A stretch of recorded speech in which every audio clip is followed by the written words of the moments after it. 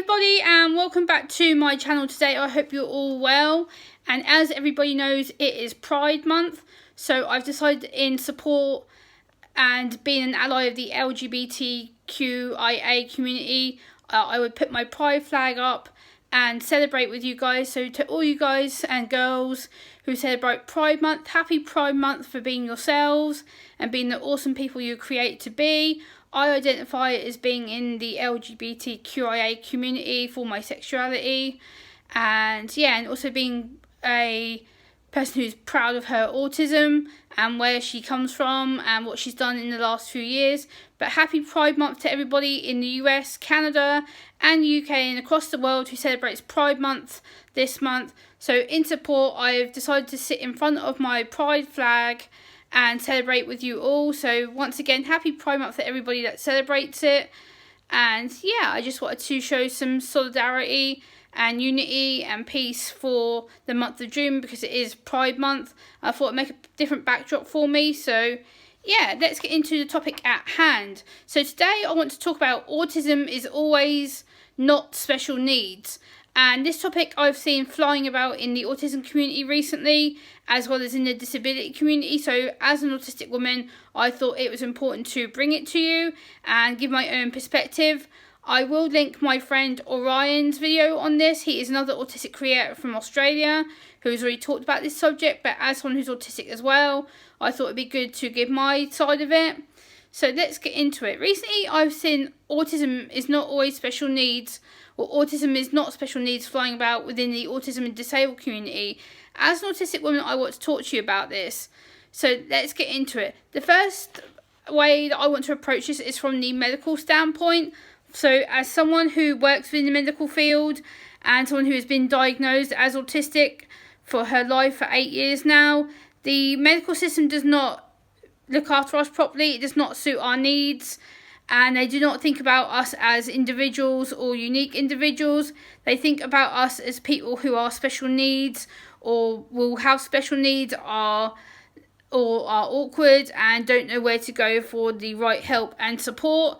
So again, they see us as someone who is going to be causing problems or will need special adjustments. Yes, I recognise that some autistic people who are non-verbal or lower functioning, I know I hate to use the labels low functioning, high functioning, I know we shouldn't use them and I'm trying not to in this video, but just for educational purposes, people who are lower functioning or non-verbal or who may not be able to even fully communicate like I can, the people who need support, yes, I understand they do have special needs like special adaptation buggies, wheelchairs, speech and language equipment, STEM toys, anxiety toys. I get that. I'm not saying that all people with autism will need that, but again, the stereotype is that all autistic people have special needs, and this just simply isn't true.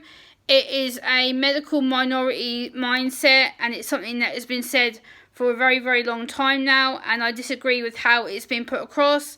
I disagree with how they label all autistic people as special needs or needing special needs. Yes, we may need adaptations to help us along the way, so whether that is things like accessible government buildings, accessible medical buildings, like making the entrances bigger or turning off the lights or putting us in a quiet room rather than a crowded, loud waiting room environment or in a loud doctor's office. That's just simple things that every day should be done to take care of autistic people, not just autistic people, but disabled people in general. So there we go, that's that point. Point number 2 is that we are all different on the autistic spectrum. We all have different needs, abilities, strengths, flaws and qualities about ourselves. So for me, I may need some more special adjustments like helping me access buildings, having everything clearly explained to me in accessible format. So whether that means the wording has to be changed or whether that means that I have to have things sent to me in accessible easy read format, then it's just something to help my life be a bit more easier and less stressful. But again, not all people will need this. It depends where you fall on the spectrum, how severe you're diagnosed with it, or what needs you feel are best for you at that time, or how your parents, carers, professionals look after you, depending on, again, where you are on the autistic spectrum at that time. Again, some people may need things like wheelchairs or accessibility ramps, or if they have things like sight problems, they may need some blind aids to help them go in access buildings. So there may need to be things like that put ahead of time. Again, not everybody will need accessible or special needs. I dislike the fact that it is called special needs, because we don't have special needs. Special needs is a way to describe people who have physical, emotional, intellectual, and some developmental conditions, but autism is a neurodevelopmental condition, or neurodevelopmental disorder as people like to call it. I personally don't like the word disorder. I just think it's horrible. I think it's very, very patronising, belittling. But there we go. Again, the word special needs to me also falls in that category. I agree with Orion when he says that please don't use the word special needs around autistic people or disabled people, because in fact you are patronising them. You are making them feel very, very lonely and isolated, and you're clearly showing a lack of understanding or knowledge around the subject. Special needs is people who are maybe unable to communicate, or people with epilepsy, them kind of conditions, people who find it difficult to communicate, people who may have more severe forms of autism or associated disabilities. So again, it's just something that really makes me annoyed, and we have to remember that each person on the autistic spectrum is different. We all have a different brain wiring, we all function differently, we all work differently. So someone may be less severe than me, they may be more severe than me, they may be less functional than me, they may be more functional than me, you never know. So again, it's about making sure we don't judge people for their background, and we get to learn to understand who they are as a person and what they're trying to achieve in their life. So again, it's about emotions and how to process things and the words that are said around you. So again, it's just about how to process what's being said and how to say things to make sure you don't potentially offend the autistic community, disabled community. And saying things like special needs or we will have special needs is bullshit. I just don't like it. I don't like the fact people get away with using a statement against autistic people.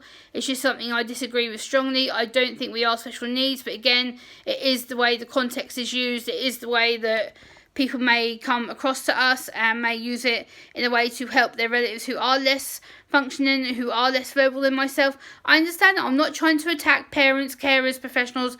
I'm not. I'm just stating this from my own personal perspective. Please do not use the word special needs around your children or young adults or adults you may work with in mental health settings, or adults you may work with in the workplace, or members of your family who may be autistic, because it is so patronising, it is belittling, it is speaking down to them, it is making them feel worthless, stupid, not accepted, not wanted. So please watch the way you say things around autistic people. It's just a way of communication, and make sure we keep everything accessible to both people. Also, I want to mention about the personal perspective for me. I want to touch on autism being a superpower. This also has come up in the autistic community very, very recently. Again, to do with this subject, for me personally, my autism is my superpower a little bit, because it entitles me to do my poetry. It entitles me to be the person who I've made to be.